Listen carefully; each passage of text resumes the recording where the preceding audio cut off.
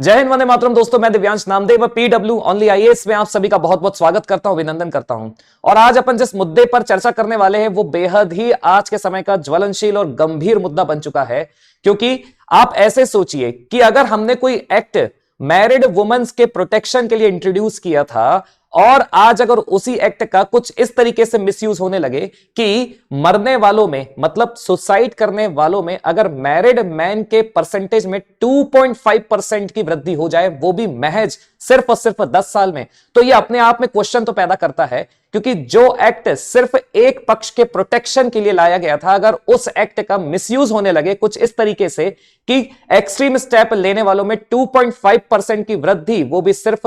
पुरुषों की रहे, तो अपने आप में ये क्वेश्चन तो पैदा करता है। आज का जो ये वीडियो रहेगा उसमें अपन किसी भी पक्ष को गलत नहीं ठहराएंगे, बल्कि समझने का प्रयास करेंगे कि आखिर ऐसा हो क्यों रहा है। और ये जो नई टर्मिनोलॉजी हमें अक्सर सुनने को मिल रही है, वो भी कुछ 10 सालों में, जिसका नाम है एलुमनी, इसको भी समझने का प्रयास करेंगे कि हमारे भारतीय इंडियन जुडिशियल सिस्टम में कौन कौन से सेक्शंस और कौन सा एक्ट इन दोनों से ही रिलेटेड है। फिलहाल आप ऐसे समझिएगा कि जब कभी भी ऐसा मसला आता है, मान के चलिए कि जब हमने डाउरी प्रोहिबिशन एक्ट 1961 में इंट्रोड्यूस किया था, तो उसका पर्पस क्या था, क्यों उसे लाने की आवश्यकता पड़ी? क्योंकि बहुत लंबे समय से डाउरी के केसेस लगातार बढ़ रहे थे और उसमें हरेस और एक्सप्लॉइट होने वाला अगर कोई एक पक्ष था तो वो सिर्फ और सिर्फ महिला और उसका परिवार हुआ करता था। मतलब डाउरी एक प्रकार से ऐसी व्यवस्था थी, ऐसी कुरीति थी, है ना, एक ऐसी इविल प्रैक्टिस भी अपन बोल सकते हैं, जिसके कारण फाइनेंशियल बर्डन सिर्फ और सिर्फ महिला और उसके परिवार के ऊपर बनाया जाता था, जिसके कारण सिर्फ और सिर्फ महिला को ही एक्सट्रीम स्टेप उठाना पड़ता था। तो इस एक्ट को लाने का ऑब्जेक्टिव इस तरीके के केसेस में कमी लाना था। लेकिन ऐसा सोचिएगा कि जैसे जैसे समय चलता चला गया, बीतता चला गया, अवेयर होते चले गए, इनके केसेस में कमी तो बिल्कुल आई है। लेकिन अगर ऐसा कहा जाए कि अगर इसी एक्ट का, मतलब अगर इसी एक्ट का कुछ इस तरीके से मिसयूज होने लगे कि मरने वालों में मैन जो है, मैरिड मैन है, अगर सिर्फ 10 साल में उनके सुसाइडल रेट में अगर 2.5% का इंक्रीमेंट हो जाए, वो भी सिर्फ 10 सालों में, तो ये अपने आप में एक क्वेश्चन तो पैदा करता है कि कैसे सिर्फ 10 सालों में, है ना, कैसे सिर्फ 10 सालों में सिर्फ एक एक्ट या फिर उससे रिलेटेड सेक्शंस के कारण, उसके मिसयूज के कारण इतना बड़ा अगर रेशियो बढ़ रहा है, परसेंटेज बढ़ रहा है, तो ये क्वेश्चन पैदा करता है। क्योंकि NCRB, national crime report bureau की एक रिपोर्ट के अनुसार, मतलब नेशनल क्राइम रिपोर्ट ब्यूरो की एक रिपोर्ट के अनुसार देखा जाए तो 83,700 married man died by suicide in 2022 as compared to 30,771 women during the same period. तो यहां पर अपन मैन वुमेन का कंपैरिजन नहीं कर रहे हैं, बल्कि एक चीज इससे ये तो समझ में आ रही है कि ये जो परसेंटेज है ये 2.5 इंक्रीज हो चुका है।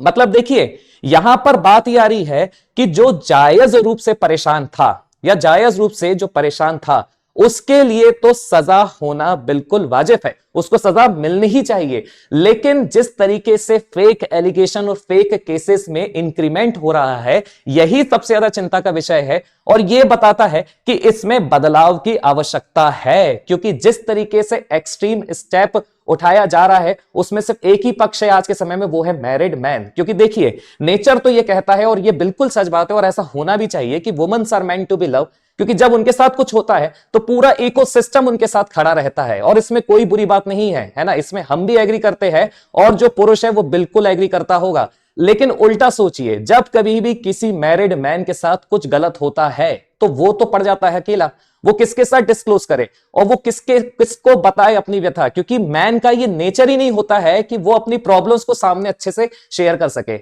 आप ऐसे ही समझिए कि जब वो आइसोलेशन में रहता है तभी तो जाकर इस तरीके के केसेस बनते हैं, क्योंकि वो इतना ज्यादा हरेस हो जाता है, मेंटली डिस्टर्ब हो जाता है कि आज ऐसी स्थिति हो गई है कि सुसाइड करने वालों में मैरिड मैन 2.5% इंक्रीज हो चुके हैं, वो भी सिर्फ और सिर्फ 10 सालों में। और ये 10 साल जो है ना, अगर आप इसे कंपैरेटिवली देखो तो ये 10 साल आपका टेक्नोलॉजी वाला एरा है, सोशल मीडिया वाला एरा है ना, दुनिया जमाने की चीजें जो एकदम फ्रीली अवेलेबल हो रही है सोशल मीडिया में, एकदम फ्रीली रीच आ रही है एकदम हर एक के पास, उसके कारण और उसी एरा में ये सब चीजें हो रही है। अब आप समझिएगा यहां पर किस तरह के केसेस के कारण हम आज चर्चा कर रहे हैं। फॉर एग्जाम्पल अतुल सुभाष का केस आपको याद होगा, फिर मानव शर्मा का केस था। फिर अगर इन केसेस को छोड़ दिया जाए तो एक्स्ट्रा मैरिटल अफेयर्स के भी जो केस थे, जिसमें अभी हाल ही में सौरभ राजपूत की नरसंस से हत्या की गई, और फिर ऐसे भी कुछ केसेस हैं जिसमें और एक्स्ट्रा मैरिटल अफेयर्स के कारण हस्बैंड को मारा गया, मतलब एक प्रकार के पति को मारा गया, वो भी किसी ना किसी साजिशों के तहत। तो अपने आप में ये कंसर्निंग तो हो जाता है, और ये बताता है कि जो हमारा भारतीय समाज है, हमारा देश है, वो किस गलत डायरेक्शन में भी जा रहा है। क्योंकि यहां पर बात वो आ रही है कि जिस रिश्ते की अपन बात करें वो अपने आप में इतना पवित्र, इतना पायस रिलेशन होता है कि उसके बारे में दुनिया को एग्जाम्पल दिया जाता था, क्योंकि भारतीय समाज हमेशा से ऐसा ही रहा है। लेकिन जब आज के समय में उसी रिलेशन को टेकन फॉर ग्रांटेड और एक समझौते के रूप में लेने लगे, तभी तो जाकर ये जो टर्मिनोलॉजी एलिमनी की निकल के आ रही है। और यही एक फैक्टर है जिसके कारण इतनी सारी परेशानियां सिर्फ और सिर्फ मैरिड मैन को झेलनी पड़ रही है। अब आप समझिएगा, अगर डाउरी और एलिमनी की बात की जाए तो यहां पर कुछ, पहली बात तो रिलेटेड सेक्शन है जिसके बारे में मैं आपको बताऊंगा। फिलहाल समझिएगा डाउरी और एलिमनी में डिफरेंस क्या होता है। डाउरी मतलब दहेज, एलिमनी को अभी मैं बताऊंगा। अगर बेसिकली डाउरी की बात की जाए तो डाउरी में मैरिड वुमन के फैमिली के ऊपर और उसके ऊपर फाइनेंशियल प्रेशर बनाया जाता है, फिर भले ही उसे मेंटली टॉर्चर किया जाए, हरेस किया जाए, या डोमेस्टिक वायलेंस भी इसके अंतर्गत शामिल हो जाता है। लेकिन अगर एलिमनी की बात की जाए तो एलिमनी में कोई जेंडर नहीं है। आइदर ऑफ द स्पाउसेस में जब भी सेपरेशन होगा तो जो भी ज्यादा स्टेबल होगा उसे फाइनेंशियल ग्रांट देना पड़ेगा, किसी भी, मतलब आपके जो भी स्पाउस है इसको। कहने का मतलब यह है कि यहां पर जेंडर का रिवेलेशन नहीं है, यहां पर either of the spouses terminology का यूज किया गया है, और यहां पर फाइनेंशियल ग्रांट और फाइनेंशियल एड की डिमांड की जाती है, जो जायज है कुछ सिनेरियो में। लेकिन अगर इसका मिसयूज होने लगे, इमेजिन करिए जैसे कि अभी अपन देख ही रहे बहुत सारे ऐसे केसेस जिसमें एलिमनी को एक नया बिजनेस बनाया जा रहा है, और आज के समय में तो एलिमनी को न्यू डाउरी टर्मिनोलॉजी दी जा रही है, तो अपने आप में कंसर्निंग हो जाता है। फिलहाल ऐसे समझिएगा कि जब डाउरी प्रोहिबिशन एक्ट 1961 आया था तो उस डाउरी प्रोहिबिशन एक्ट में डाउरी को हमने क्रिमिनलाइज किया था, ठीक है, ताकि केसेस में कमी लाई जा सके, और यह सक्सेसफुल भी था। केसेस में कमी आई थी, कमी आ रही है लगातार। लेकिन आप ऐसे समझिएगा कि इसमें कुछ सेक्शंस ऐसे थे जिसमें सुप्रीम कोर्ट ने एक तरफा वर्डिक्ट सुनाए भी है, और कुछ सेक्शंस के कारण सुप्रीम कोर्ट ने यह भी वर्डिक्ट सुनाया है कि नहीं, ऐसा नहीं होना चाहिए। फॉर एग्जांपल अगर सबसे कॉमन सेक्शंस की बात की जाए तो जब आईपीसी इंडियन पिनल कोड था तो उसमें सेक्शन 304B आ जाता है, जिसमें डाउरी डेथ के बारे में बताया गया है। कहने का मतलब यह है कि जब कभी भी 7 साल, शादी के 7 साल तक, अगर 7 साल के पहले किसी भी मैरिड वुमन की अननेचुरल डेथ हो जाती है, अननेचुरल डेथ मतलब किसी भी सिनेरियो में किसी भी तरीके से अगर मृत्यु हो जाती है, तो वहां पर पुलिस को इतना अधिकार दिया गया है कि आप उस केस को पहले नजरिए में डाउरी से रिलेटेड करके देखें। तो यहां पर डाउरी से रिलेटेड करके देखने में सेक्शन 304B इंपोज किया गया था, और इसमें यही लिखा गया है कि इफ अ वुमन और a married woman dies under natural circumstances within 7 years of marriage, there is evidence of cruelty or harassment for dowry and it is considered as dowry death। तो यहां पर उसे dowry death ही consider किया गया है। अब इस scenario में जो पनिशमेंट की व्यवस्था की गई थी अंडर सेक्शन 304B, वो मिनिमम 7 years और लाइफ इंप्रिजनमेंट तक का भी यहां पर प्रोविजन था। तो एक सेक्शन तो इंपॉर्टेंट ये हो जाएगा। दूसरा सेक्शन है सेक्शन 498B, जो सबसे ज्यादा सुर्खियों में है, और कहा यह जा रहा है कि इसी सेक्शन के मिसयूज के कारण आज जो सुसाइडल टेंडेंसी मैरिड मैन में बढ़ रही है, उसका सबसे बड़ा कारण यही सेक्शन 498A ही है। क्योंकि इसको इंट्रोड्यूस इसलिए किया गया था ताकि जो पहले के समय में जायज रूप से जो मैरिड वुमेन के ऊपर क्रुएलिटी होती थी, चाहे वो डाउरी से रिलेटेड हो, डोमेस्टिक वायलेंस होता था, चाहे वो डाउरी से रिलेटेड ना भी हो, तो इस सेक्शन को इंट्रोड्यूस किया जाता था। और यह सेक्शन जिस भी महिला के साथ गलत हो रहा है और जो व्यक्ति गलत कर रहा है उसके परिवार को भी शामिल करता है। जैसे कि यहां पर दिया है क्रुएलिटी बाय हस्बैंड और रिलेटिव ऑफ हस्बैंड, तो यहां पर इस सेक्शन के इंपोज होने के कारण जो पनिशमेंट की व्यवस्था की गई थी that was up to 3 years imprisonment and fine both. तो यहां पर इसको लेकर और इसके मिसयूज को लेकर जिस तरीके के केसेस बढ़ रहे हैं और आगे चल के यही लीड करते हैं डाइवोर्स में। अब जब डाइवोर्स में लीड करते हैं तो फिर जो भी पक्ष रहता है, जो भी परेशान पक्ष रहता है महिला का, वो एलिमनी की डिमांड करता है और एलिमनी की डिमांड का ग्राउंड्स भी यही रहता है। अब आप ऐसे समझिएगा जब पूरा ही इकोसिस्टम उनकी महिलाओं की मदद के लिए बनाया गया है तो फिर मैरिड मैन के राइट्स के लिए क्या है? यहां पर यही सबसे बड़ा कंसर्निंग क्वेश्चन है। तो अभी जो डिमांड चल रही है वो इस तरीके से चल रही है कि ये जो सेक्शंस यहां पर इंपोज किए जा रहे हैं इसमें कुछ इस तरीके से इनिशियल बदलाव होना चाहिए ताकि एक पार्शियल सिस्टम और एक पार्शियल सिस्टम मतलब एक प्रकार से किसी भी तरह की इंपार्शियलिटी नहीं होनी चाहिए, किसी भी तरह का बायस सिस्टम नहीं होना चाहिए। जो जांच होनी चाहिए, जो इंक्वायरी होनी चाहिए वो इनिशियल फेज में ही एकदम निष्पक्ष होनी चाहिए। अब इधर समझिएगा आगे कि यहां पर कुछ केसेस भी है जहां पर सुप्रीम कोर्ट ने डाउरी से रिलेटेड वर्डिक्ट भी दी है। फॉर एग्जांपल अगर Satbir Singh versus state of Haryana 2021 की बात की जाए तो यहां पर डाउरी डेथ को यह कहा गया है सुप्रीम कोर्ट की तरफ से कि डाउरी डेथ को बिल्कुल एकदम स्ट्रिक्टली हैंडल किया जाए और फर्स्ट सिनेरियो में इसे बहुत ही अच्छे तरीके से सॉल्व करने का प्रयास किया जाए। वहीं Rajveer versus state of Haryana 2010 में यह कहा गया था कि जो फर्स्ट सिनेरियो रहेगा, अगर किसी भी महिला की शादी के 7 साल पहले ही अननेचुरल डेथ हो जाती है तो सबसे पहले 304B को ही इंपोज किया जाए। तो यहां पर सेक्शन 304B क्या बताता था कि अगर किसी महिला की अननेचुरल डेथ हो रही है तो फर्स्ट सिनेरियो में पुलिस इन्वेस्टिगेशन में उसमें डाउरी का ही एंगल जोड़ के देखा जाए। तो यहां पर इन वर्डिक्ट्स के कारण भी कई बार ऐसा होता था कि ना चाहते हुए भी डिस्टरबेंस और अनरेस्ट या फिर बोल सकते हैं ना चाहते हुए भी जो पक्ष परेशान होता था उसमें मेजरली मैरिड मैन ही होता था। तो यहां पर यह चीज तो जायज थी क्योंकि यहां पर जो चीजें हुई है उसमें क्रुएलिटी और हरेसमेंट महिलाओं के साथ बिल्कुल हुआ है। तो यहां पर उसी सिनेरियो को देखते हुए यह वर्डिक्ट सुनाया गया है। लेकिन अब आप समझिएगा कि आगे और अगर बढ़ते हैं तो यहां पर देखिएगा Arnesh Kumar versus state of Bihar 2014 का क्वेश्चन है। यहां पर अब यह सुना गया है, यह बताया गया है कि जिस तरीके से डाउरी एक्ट का भी मिसयूज हुआ है तो उससे रिलेटेड सुप्रीम कोर्ट ने क्या क्या है। तो सुप्रीम कोर्ट ने under the Arnesh Kumar versus state of Bihar 2014 में यह कहा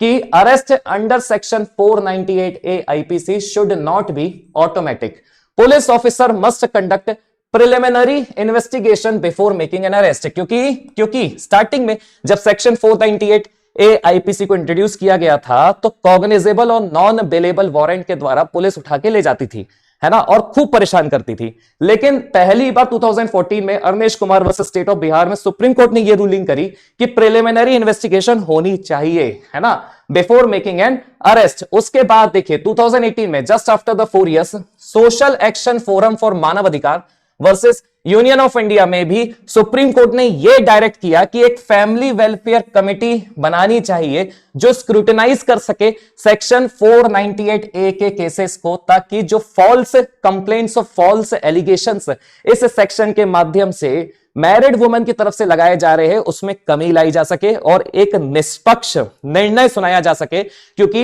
इस केसेस में एक फेस में इतनी ज्यादा बढ़ोतरी हो रही थी कि परेशान होने वाला पक्ष मैरिड मैन ही था। फिर से अब अपन बात आगे बढ़ते हैं कि अगर एलुमनी की बात की जाए, जो अभी टर्मिनोलॉजी चल रही है और जैसे एक नया बिजनेस बोला जा रहा है सोशल मीडिया में, है ना, चाहे आप यजुवेंद्र चहल और धनश्री का एग्जांपल ले ले, है ना, फिर चाहे आप किसी भी सिनेरियो से ले ले, मतलब ये एक ऐसी डिमांड हो गई है जिसे न्यू डाउरी के रूप में भी देखा जा रहा है। तो ये व्यवस्था आखिर है भी कि नहीं है। लेकिन यह बात ध्यान रखिएगा, एलुमनी की व्यवस्था हमारे यहां पर बिल्कुल है और बल्कि हमारे यहां पर नहीं सभी देशों में एलुमनी की व्यवस्था की गई है। और एलुमनी की टर्मिनोलॉजी के अगर हिसाब से बात की जाए तो एलुमनी में हिंदू मैरिज एक्ट 1955 के हिसाब से, हिंदू मैरिज एक्ट 1955 सेक्शन 25 के हिसाब से देखिए यहां पर साफ लिखा है आइदर स्पाउस